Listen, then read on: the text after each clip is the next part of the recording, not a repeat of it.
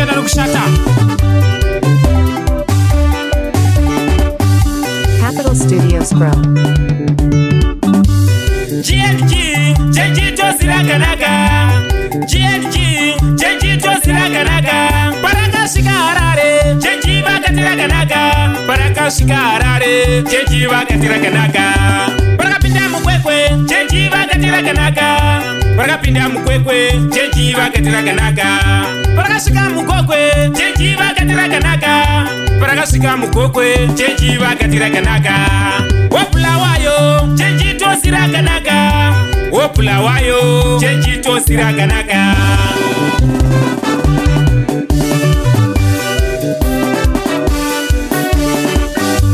Ansati ndambo kufamba kwa gadai basi rinenge ndege.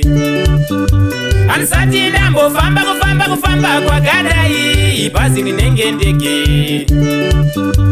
Ansati ndambo kuona kwa gadai basi rinenge ndege. Ansati ndambo kuona kwa gadai basi rinenge ndege.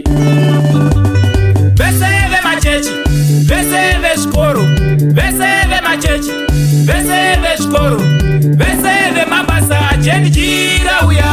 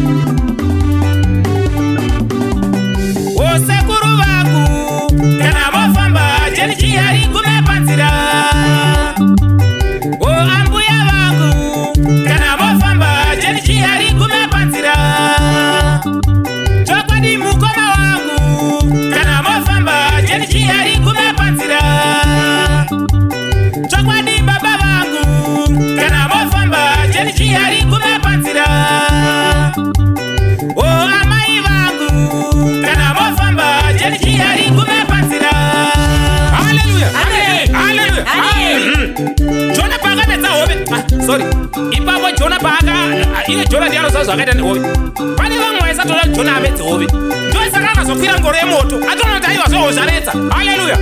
Sakeka ro business mu mushure mekungana Moses akwira mumuti. Atsamwira mukadzoka ngashandi kwa churu cha munyu paka tema gori atijongeresa tirari rakatatu. Ndo pakaro wadomborika pachika mvura na Cain Abel. Kwaona rakabachita tsvimbo kuita nyoka murenje. Apo Jobo ndo panga zvarwa mudangare madhongari Gion takawana mukwasha wa Jefati profita wokubata zvidhoma zva Farao vari vaviri raruka. Murume wa Sara Mbhabhatisi. Iwose mutendise muna matu sazoti atina kukuudza kuti parwendo pakufamba paita GNG Tours. Haleluya. Bereka mwana tiende. Mai mwana bereka mwana tiende. GNG yauya babu. Bereka mwana tiende. Takanangawo chifu. Bereka mwana tiende. Zoti ogogwe chekutu. Bereka mwana tiende. Takanangawo gweru. Bereka mwana tiende. Mai mwana bereka mwana tiende. GNG yauya babu. Bereka mwana